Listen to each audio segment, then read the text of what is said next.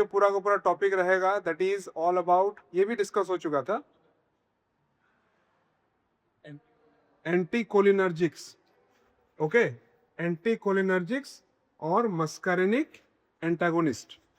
We already discussed the drugs which antagonize the action of acetylcholine in the autonomic nervous system at neuromuscular और neuroeffector junctions।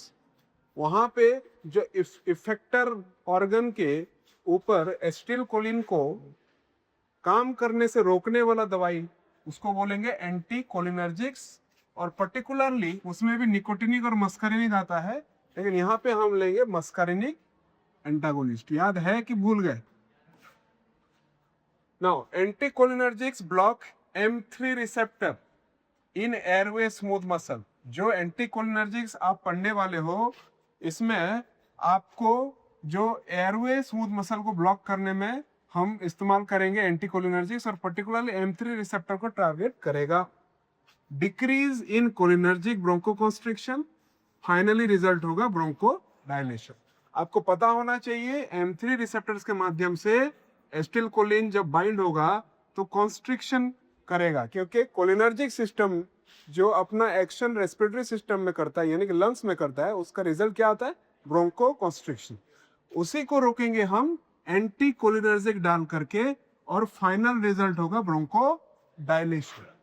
Drug देख लेते हैं, ipratropium bromide, tiotropium bromide, ये दो drug हैं A and B, ipratropium bromide and tiotropium bromide. Ipratropium bromide थोड़ा compare कर लेंगे, it is a short acting whereas tiotropium long acting, duration 4 to 6 hours and here approximately 24 hours।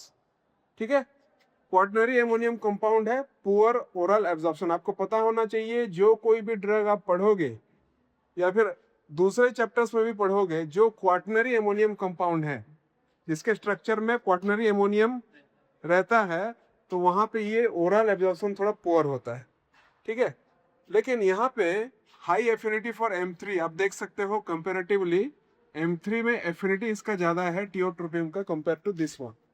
Okay, once daily inhalation obviously 24 hour once daily। Okay, inhalational use ये भी होगा, ये भी होगा, ये भी क्वाटरनरी एमोनियम कंपाउंड है। Okay, आप देख सकते हो इप्राट्रोपियम टियोट्रोपियम थोड़ा बहुत सब्स्टिट्यूट करके दो मॉलिक्यूल बनाया गया है। ट्रेड नेम यानी कि marketing name Atrovent and here Spiriva. Dose आप देख सकते हैं 20 to 40 microgram MCG, microgram 2 to 3 times daily, and here 18 microgram 2 to 3 sorry only once in daily। is that clear? Fast हो रहा है? मीटिंग भी तो करेंगे ना, कोई दिक्कत नहीं, अभी अब फ्लो में चलते रहो। सिंपल डेटा है, ज्यादा कुछ सब कुछ हटा दिया है, पॉइंट वाइज लिखा हुआ। Mechanism of action, obviously receptor को एंटागोनाइज करेगा और एसिटिलकोलिन सिक्रेशंस को भी घटाएगा। कोलिनर्जिक स्टिमुलेशन, भागल डिस्चार्ज, एसिटिलकोलिन रिलीज हो रहा है, एसिटिलकोलिन रिलीज होने के बाद M3 में बाइंड हो रहा है और ब्रोंको कॉन्स्ट्रिक्शंस हो रहा है। लेकिन जब एंटीकोलिनर्जिक्स डालोगे तो ये क्या करेगा? M3 रिसेप्टर को ब्लॉक करेगा और ब्रोंको रिलैक्सेशन और bronchodilation. Am I clear? Main use COPD, ठीक है, drug choice, chronic bronchitis, bronchospasm, bronchial asthma में ये दिया जाएगा, लेकिन किस तरह से दिया जाएगा? क्या मतलब है मिनती?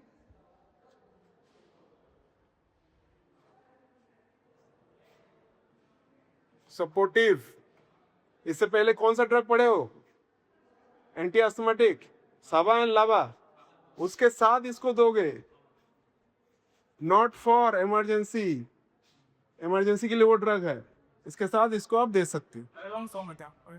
यस, आप देख सकते हो यहाँ पे 24 आवर के लिए आपको थोड़ा रिलैक्स मिलेगा, लेकिन ये उतना पावरफुल नहीं है कि अकेला काम करेगा।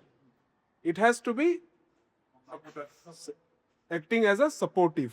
Okay, useful in exercise induced bronchospasm. बहुत बार सीवियर एक्सरसाइज एथलीट को होता है, बॉडी बिल्डर्स को होता है, जहाँ पे एक्सरसाइज के द्वारा कभी कभार ब्रोंकोस्पाज्म होता है, उनको सांस लेने में प्रॉब्लम होता है, तभी हम इसको इस्तेमाल कर सकते हैं, क्योंकि वहाँ पे इमरजेंसी कंडीशंस उतना डेवलप नहीं होता है।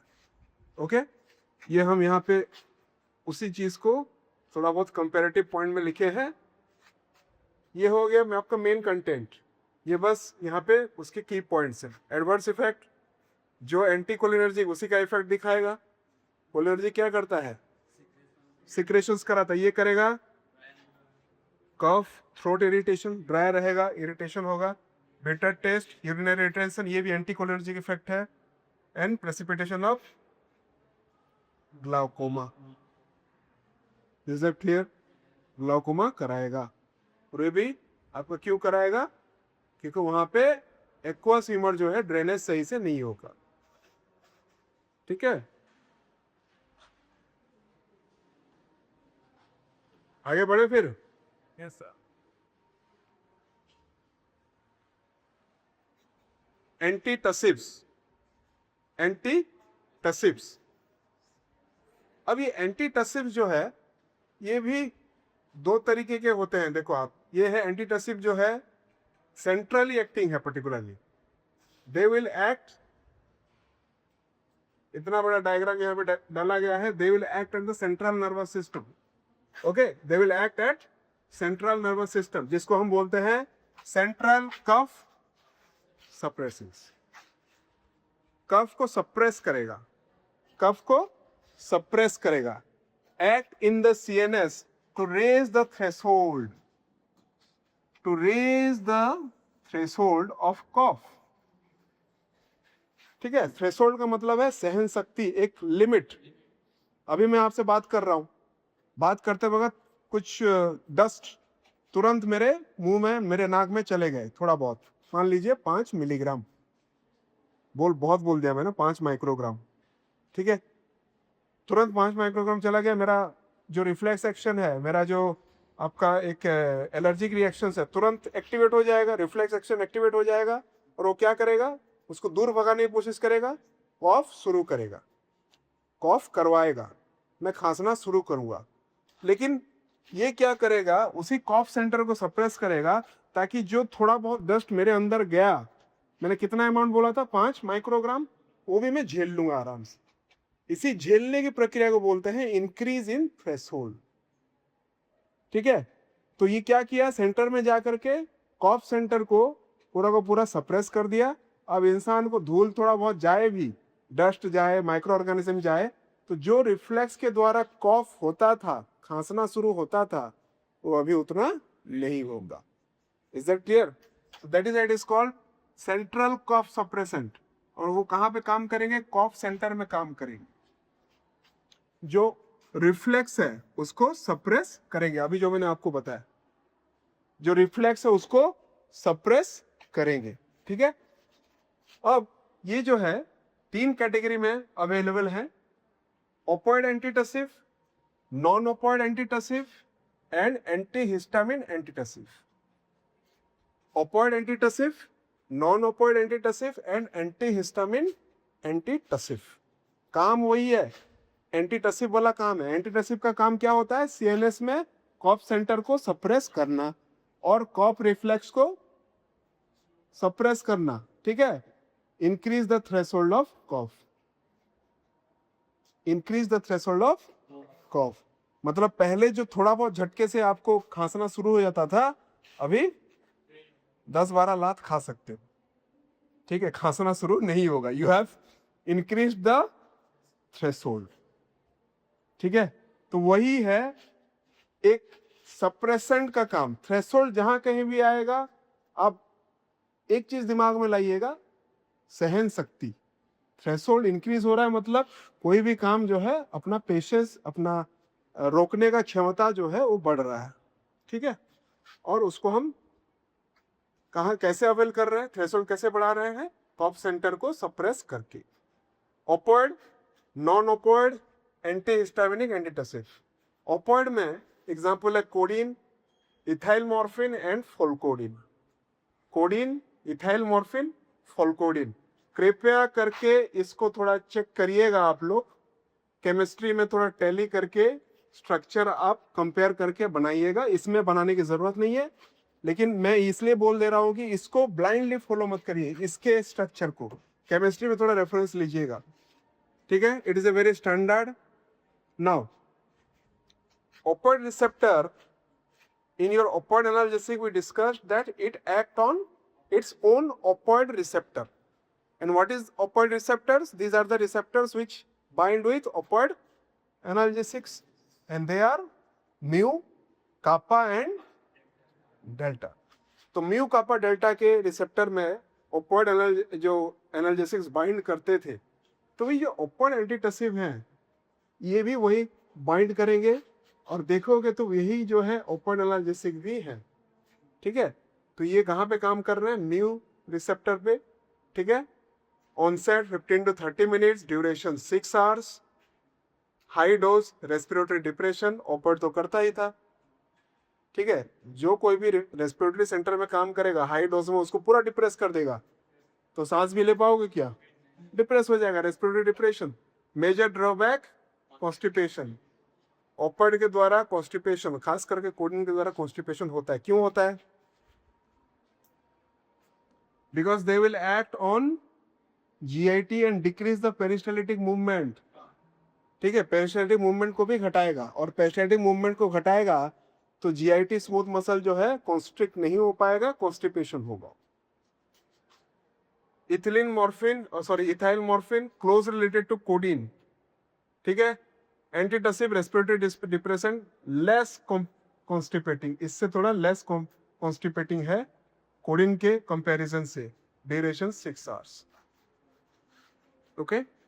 फोल्कोडिन very little analgesic sedative activity, इसका उतना एनाल्जेसिक और सेडेटिव एक्टिविटी नहीं है, लेकिन एंटीटसिव एक्टिविटी बहुत है compare to codeine. Long acting 12 घंटा, 6 घंटा, ये 12 घंटा शरीर में अच्छे से काम करेगा, टॉलरेट कर रहा है। What do you mean bye tolerated? Better tolerated. यहाँ पे नहीं लिखा है, यहाँ पे नहीं लिखा है, यहाँ पे लिखा है, क्यों अभिजीत? तो सहन करने का जो है उसको बढ़ा सहन करने का मतलब, कोई भी दवाई सहन कैसे करते हो आप? डिफेक्ट हो उसका एक जगह चूक गया, उसका जो साइड इफेक्ट्स होगा, उसके जो कॉम्प्लिकेशंस होंगे, वो उतना शो नहीं करेगा, बॉडी उसको सही तरीके से अडेप्ट करेगा, ठीक है। जैसे यहाँ पे आपको कुछ कुछ साइड इफेक्ट्स वगैरह दिख रहे थे, इसमें आपको उतना ज्यादा नहीं दिखेगा, और इसी को बोलता है better tolerated by, better tolerated by किसके द्वारा? तो इसका मतलब बॉडी उसको अच्छे से अडेप्ट कर रहा है, और उतना ज्यादा complication, side effects, toxic effect वगैरह नहीं होगा। Is that clear? Mechanism, mu receptor, mu receptor, mu receptor, आप देख सकते हो। It stimulates mu receptor medulla cough centre, increase cough threshold, cough threshold को इंक्रीज करेगा, suppress cough, suppress cough, okay.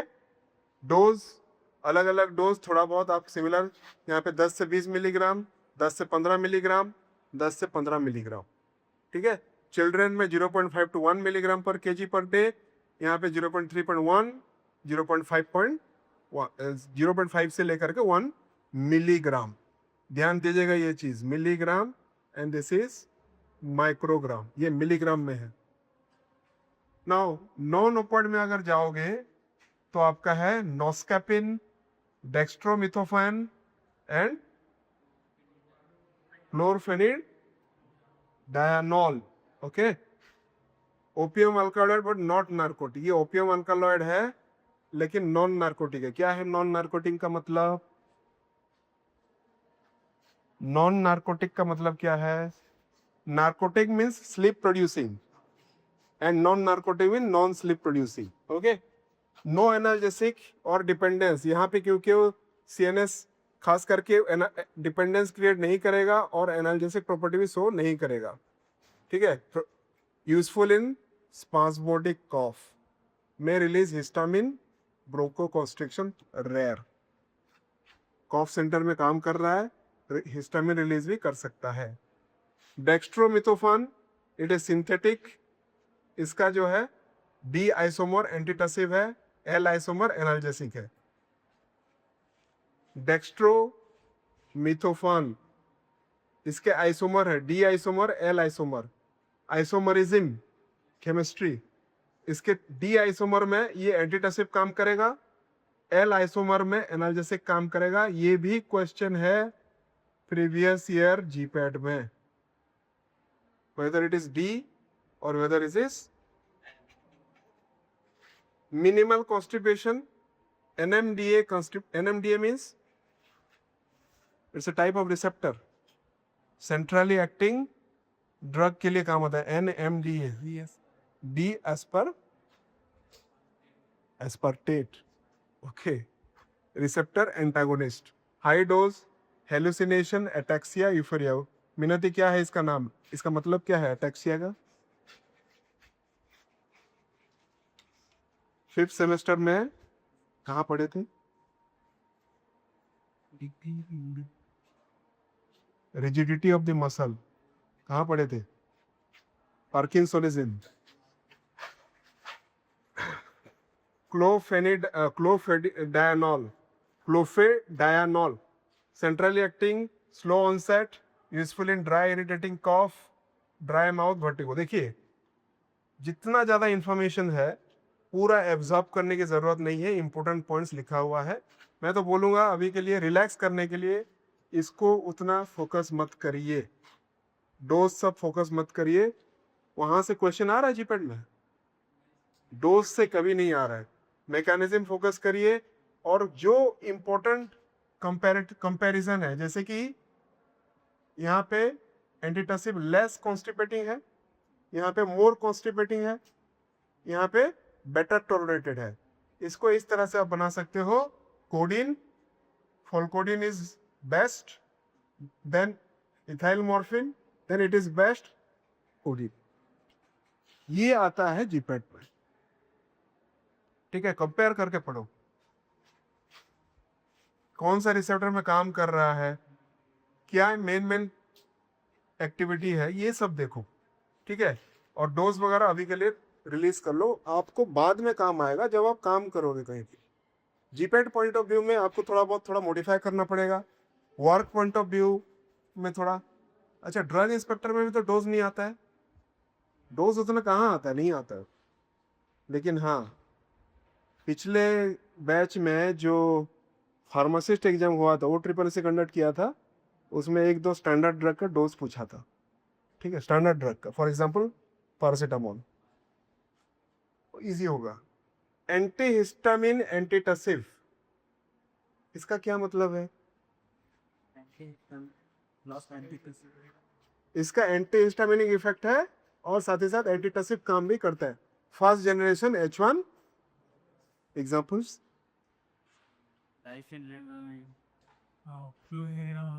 नॉरफेनिलिन, और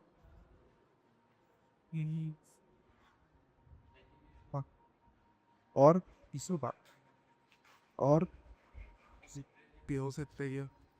सबसे इम्पोर्टेंट तो वही है। हाँ, लेकिन फर्स्ट जनरेशन में से जो what is the difference between first and second generation guys? कुछ को फर्स्ट में रख दिया गया तो बाकी सबको सेकंड में, क्यों?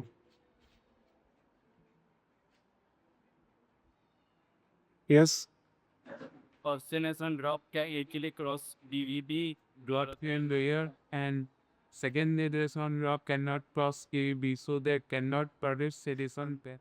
and sleep producing. That is why it is important. Sit down. Very good. Chlorpheniramine, diphenhydramine, promethazine antitussive action क्यों दिखाएगा? क्योंकि सिलेटिव इफेक्ट है, एंटीकोलिनर्जिक इफेक्ट है, एंड ऑफ सेंटर को रेस्पॉन्स को भी कम करेगा।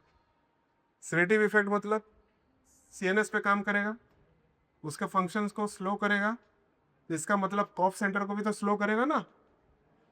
एंटीकोलिनर्जिक इफेक्ट भी है इसका, और साथ ही साथ कॉफ सेंटर को भी काम कर रहा है, ठीक है? लेकिन इनका एक्सपेक्टोरेंट प्रॉपर्टी नहीं है, एक्सपेक्टोरेंट प्रॉपर्टी नहीं है। सेकेंड जनरेशन में जो है antihistamine, टेक्सोफेनाडिन, लोराटिडिन, are ineffective for cough. Important. Second generation are ineffective for cough. First generation आप इस्तेमाल कर सकते हो, वो भी पढ़ने आया है. Common use: dry, irritating cough with allergic conditions. Okay.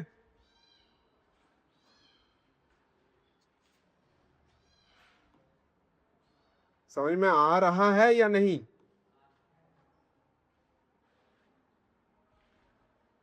आपके दोस्त लोग कहाँ गए?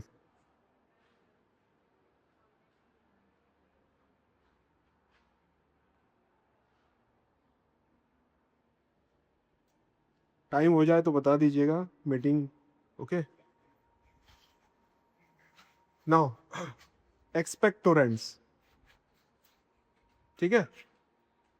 एक्सपेक्टोरेंट्स क्या है इसका मतलब?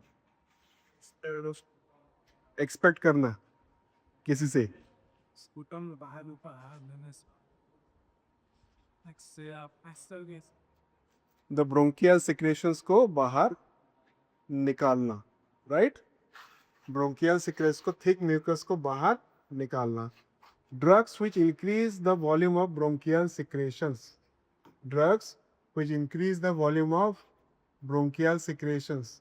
जो जितना वो रिलीज हो रहा था उसको और ज़्यादा बढ़ाएगा, साथ ही साथ उसको लेस विस्कस भी कराएगा. मोर विस्कस होगा तो it will be adhered to the internal wall or lumen of the bronchi or the respiratory smooth muscles, right? So उसको एक तो उसको बढ़ाना, secretions को बढ़ाना, और दूसरा उसको less viscous कराना, which can be easily explained. ठीक है. जो निकलता है, खीर निकलता है, जो बलगम निकलता है, वही है. Classifications: systemic and local. Systemic में ammonium chloride, potassium chloride and potassium iodide and sodium iodide. whereas in local sodium citrate. ये कौन सा ड्रग है, कौन बताएगा? प्लांट ड्रग है, आप पढ़े हो? सर्च कर रहे इसके. लिक्योराइस ये भी प्लांट ड्रग है. तोलू बालसम ये भी प्लांट ड्रग है. ये नहीं पढ़े हो? देखना, चेक करना. ठीक है. नाउ ड्रग, ये डोसेज है. एक्शन हम देख लेते हैं. Liberates hydrochloric acid in stomach, gastric irritation which leads to reflex in increase in bronchial secretion. ये इंपॉर्टेंट है, ये आप याद रखना है बस, इसको थोड़ा ध्यान दीजिए. एमोनियम क्लोराइड ये क्या करेगा? हाइड्रोक्लोरिक एसिड सिक्रेशंस को और ज़्यादा लिबरेट करेगा, जिससे क्या होगा? गैस्ट्रिक इरिटेशन होगा. इरिटेशन से बॉडी अपना रिफ्लेक्स एक्शन में जाएगा. रिफ्लेक्स एक्शन के द्वारा ब्रोंकियल सिक्रेशन बढ़ेगा. उसी रिफ्लेक्स एक्शन को स्पीड अप करेंगे. ठीक है. ब्रोंकियल सिक्रेशंस बढ़ेगा. उसके बाद पोटेशियम आयोडाइड आयन जो है, ये increase serous secretion from bronchial glands. Serous secretion of bronchial glands mucus secretions को बढ़ाएगा. Sodium iodide similar to potassium iodide, same. Bronchial secretions बढ़ाएगा, बाय डेफिनेशन ये बोल रहा है. ब्रोंकियल सिक्रेशंस बढ़ाएगा, और उसको बढ़ाएगा तभी उसको क्या करेगा? लेस विस्कस कराएगा. लेस विस्कस कराएगा. जैसे कि मान लो थोड़ा सा गंदा सा एग्जांपल है, छोड़ो, वीडियो के लिए सही नहीं है. हम टॉयलेट का एग्जांपल ना लेके हम एक ड्रेन का एग्जांपल लेते हैं. ड्रेन में जो कचरा है, ठीक है, वो थोड़ा विस्कस है, मतलब थोड़ा लेस फ्लूइडिटी है, वो जमा हो गए हैं. तो उसमें एक बार बारिश हुआ, मतलब वहाँ पे पानी का बाढ़ आ गया. जो कैनाल जो है पूरा भर गया. जब भर गया तो हो गया लेस विस्कस. अब लेस विस्कस हो गया तो वहाँ से बाहर या फिर आगे बढ़ गया. ठीक है. वही होता है सुबह टॉयलेट में भी, राइट.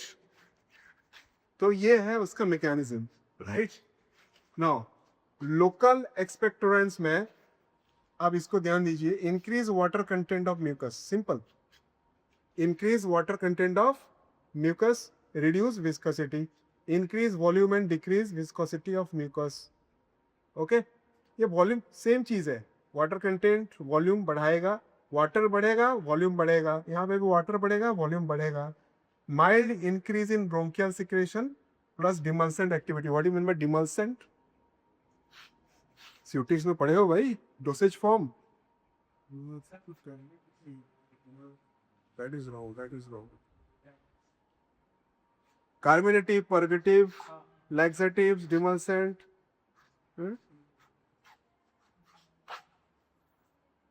बताइएगा मेरे को. Mild expectorant and soothing effect. Okay mild expectorant. अच्छा एक्सपेक्टोरेंट बता दो फिर. एक्सपेक्टोरेंट बता दो क्या है. These are the drugs which increase the bronchial secretion and reduce the viscosity of the bronchial secretions. And soothing effect का क्या मतलब है?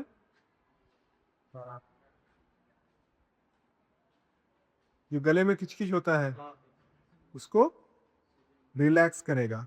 ठीक है, ये आप देख सकते हो. यही है आपका ब्रोंकियल सिक्रेशंस. थिक म्यूकस था, अब ये थोड़ा थिन हो गया, easy to remove. Mechanism of action यही चीज हमने यहाँ पे डिस्कस किया हुआ है. Increase water content and secretions को लेस विस्कस कराएगा. डिक्रीज विस्कोसिटी वही चीज. एंड सिलियरी एक्टिविटी को स्टिमुलेट करेगा. What is ciliary activity? This is your cilia, इसको स्टिमुलेट कराएगा. जिससे क्या होगा, इसमें जो एडेसिव नेचर है, यहाँ पे एडेसिव होके चिपक के बैठे थे, वो आगे आराम से बढ़ सकते. कहाँ बढ़ेंगे? आगे, बाहर को आएंगे. अंदर को नहीं जाएंगे, बाहर को आएंगे. अच्छा ये अगर अंदर को जाएगा तो पेट में पहुंचेगा कि नहीं? अगर ये म्यूकस बाहर के आने के बजाय अंदर जाएगा तो पेट में पहुंचेगा कि नहीं? क्यों? क्योंकि वो अलग रास्ता है और ये अलग रास्ता है. बैठो. ठीक है ना. थेरापेटिक यूज, प्रोडक्टिव कॉफ काम आएगा. अच्छा एक चीज आप ध्यान रखिए, what is productive cough? Productive cough means simple cough with sputum, cough with bronchial secretions. ठीक है. Thick viscid sputum. Productive cough मतलब जब कोई खांस रहा है तो उसके अंदर से ब्रोंकियल सिक्रेशंस रिलीज हो रहा है. જેને અમે કહેશું ઓડિયાને કફો. સુખા ખાંસી આવ કફવાला ખાંસી. કફો જેને બહાર છે दैट इज प्रोडक्टिव. ओके वहाँ पे ये काम करेगा. सूखा खांसी हो रहा है तो इसको लेके क्या फायदा? हाँ कि ना, खामोखा कॉफ हो ही नहीं रहा था, मतलब ब्रोंकियल सिक्रेशंस हो नहीं रहा था और आपने और ज़्यादा स्टिमुलेट कर दिया उसको. Right. Chronic bronchitis. Okay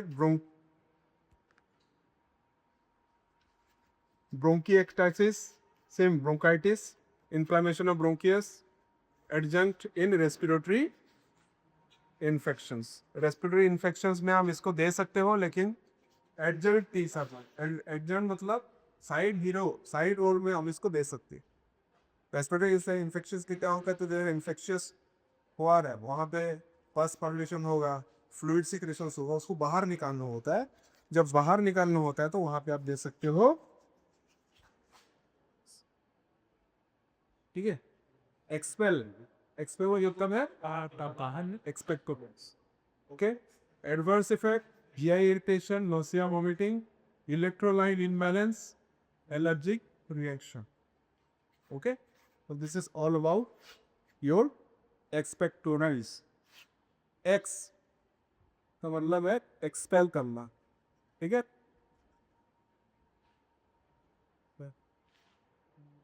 So that's it for today.